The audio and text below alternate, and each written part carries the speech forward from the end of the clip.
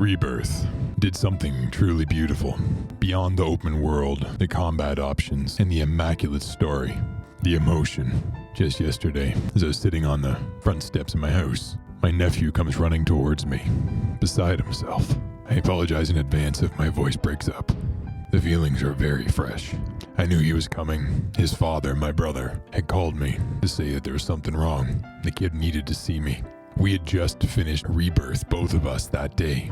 When he looked at me with those innocent young eyes and asked me, "She's coming back, right?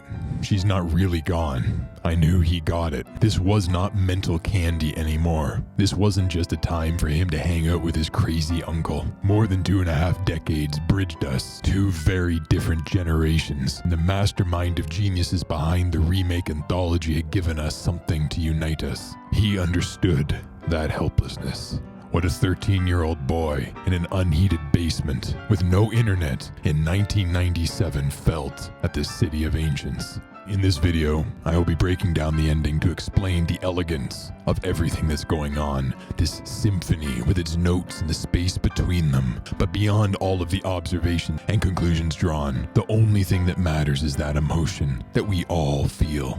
The irony of Sephiroth's insane plan to create this emotional singularity is that it not only worked on Gaia spelled with an I, it also brought generations together on Gaia spelled with an E, Rebirth. In true symphony fashion, each part of Rebirth brings both an intellectual fire as well as an inner child to the other aspects. By holding certain key points against one's breast, the already immaculate ending threatens to push observers over the edge. We all felt it. When I was going through those final throws, I had no idea what was going on, but it didn't matter. When Genova showed up, I couldn't fight her. I had to press pause. I was crying that hard. And the worst part is, the deeper you look, the more horrific it becomes. Aerith died more than once.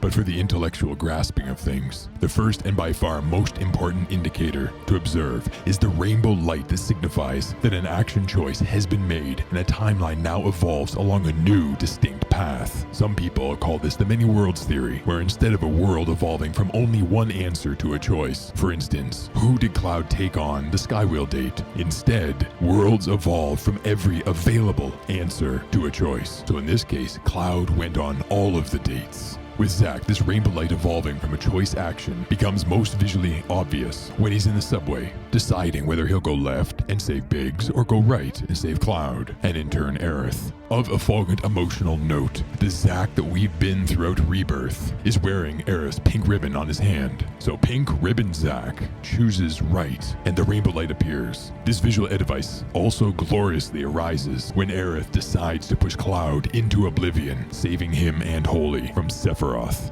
The rainbow light, a divergence of timeline. This is key for coping with what happens at the critical moment. The next big indicator, stamp, who and what is happening where. The dog logo, Cloud and Aerith of the Terrier timeline. Pink Ribbon Zack, whose fate is unknown, as is with Biggs and whoever saved Biggs, as we don't know who that is, although it is very strongly suggested that Jesse Raspberry is the one who saved Biggs in the Terrier timeline. Part of the mystery. All of these individuals remain, as far as we know, as the credits roll. This Sector 6 reactor, however, is in the Pug timeline. You can see it on the chip bag. Cloud and Aerith's date was in the Corgi timeline. Again, you can see it on the chip bag. Sephiroth sent Zack reeling into the in-between, the energetic side of the multiverse, from a timeline of whatever breed of dog is on the plush toy under Johnny's arm. And then Zack, with all of the memories of Rebirth, including Oblivion, and fighting back to back with his brother-in-arms Cloud, when he awakes in his touching final scene. We don't know which timeline this is. He could actually be in the Rebirth timeline, because there's no holy symbol on the wall. Much more likely he is in the Terrier timeline, or one just like it. Wherever he is though, as far as the warmth in our chests are concerned, he awakes in a world where familiar, beloved friends await and need him. The third pivotal concept, dreams and reality. In the hauntingly beautiful date between Aerith and Cloud, we are left to believe that this is a timeline because we can see a different breed of stamp, but it also has elements of being a dream. Aerith refers to it as her dream, and Cloud is wearing his mercenary accoutrements, which should be impossible in any timeline extending from Zack living. So which is it? Is this a dream or is this a timeline? The two are one and the same. Going all the way back to Crisis Core, we know this because it reigns in a church. Consciousness and 3D reality are the same. Consider that Gaia, spelled with an I, is in the same universe, not multiverse, universe, as Spira from Final Fantasy X. Some people even theorize it's the same world. Either way, same universe, so same laws. And on Spira, dreams and reality cross over with extreme tear-jerking prominence. And then finally, to understand so much of what Sephiroth is trying to do, why he needed the City of Ancients to do what he did, something I've wondered for a long time and even put in one of my videos right before Rebirth, was why would Sephiroth care about the City of Ancients and Aerith's fate? He has the power to kill her whenever he wants, as he does in many other timelines, as he tries to do with Tifa at the first opportunity, and it takes a weapon to save Tifa. So why would he care about the City of Ancients? I theorize he's just going to use it as a distraction. No. Singularity. He needed a singularity for the reunion of worlds. At the end of Remake, a physical singularity could be witnessed. This transdimensional dome is an extension of the lifeblood of transdimensional beings. Inside it is Midgar, and even after the singularity's collapse, that which was inside the singularity bleeds between realities. We know this from the radio broadcast in Calm, which originated on a Midgar that is not on that world. This will really help understand what's about to happen. For the reunion of worlds to commence, Sephiroth needed the black materia and another type of singularity across the multiverse, or at least entangled timelines, the ones he cares about. An emotional singularity. And he wanted it to be a dark one, so not one of bliss and happiness and love. It's interesting.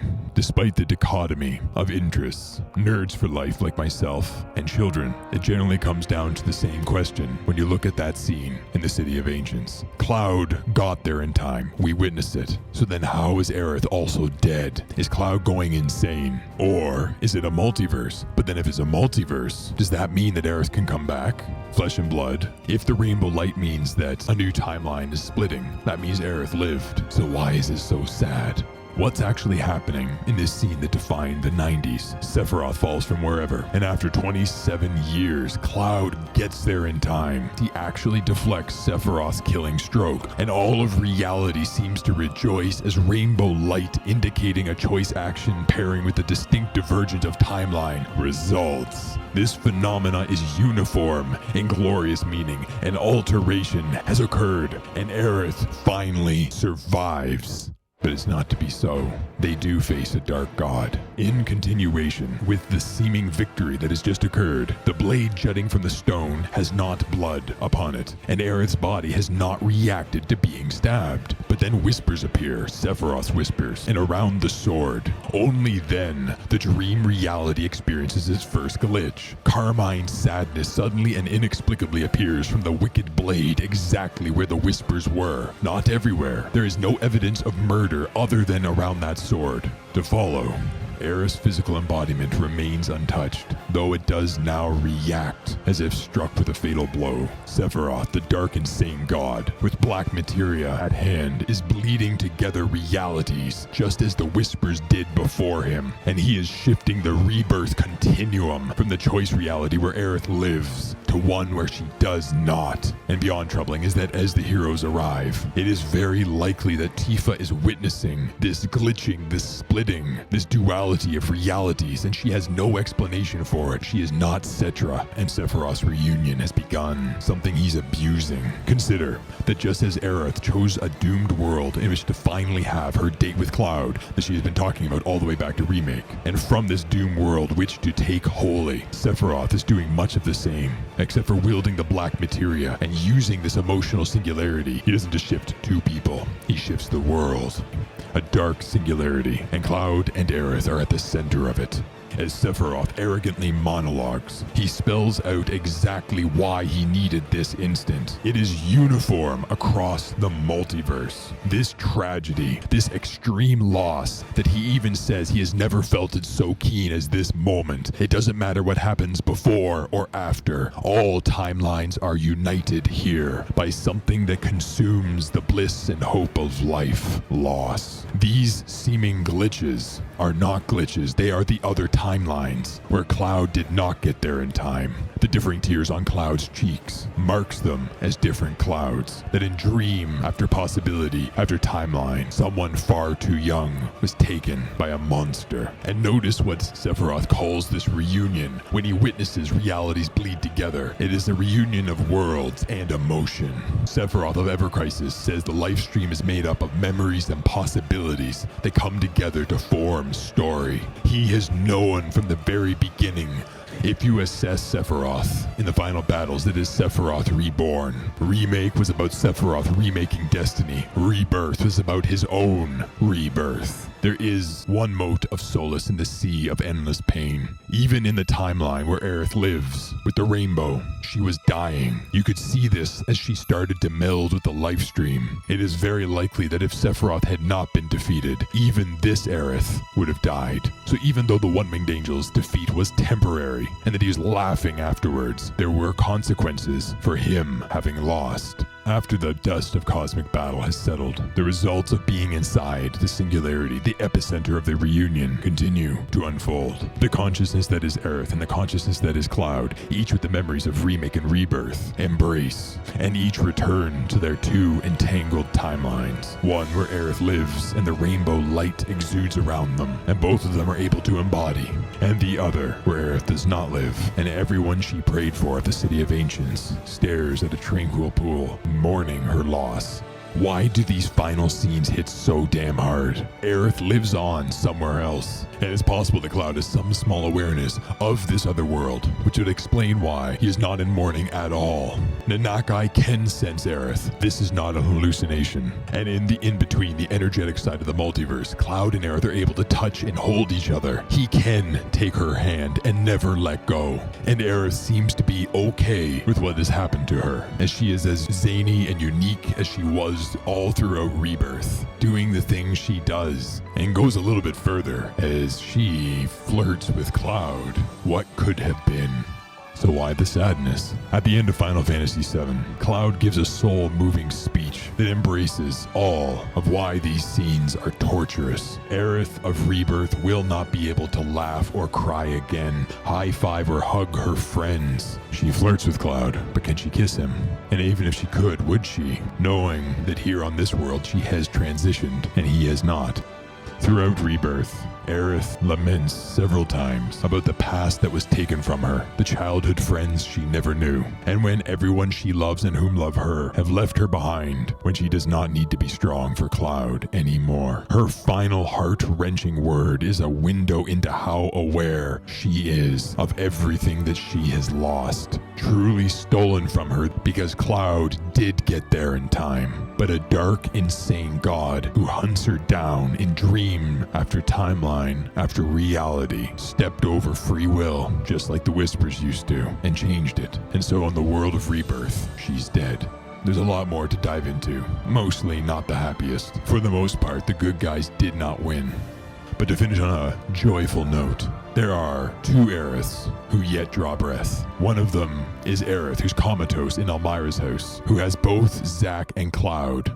The other Aerith is the one who walks between worlds, when Sephiroth comes for her, and he will. Just as the final two lines of the beautiful theme song state, Cloud would have to come find her. Fortunately, Cloud knows where their spot is. To the geniuses, the artists who gave all of us this, arigato gozaimasu. And to all imagination adventurers, until next time, I bid thee adieu.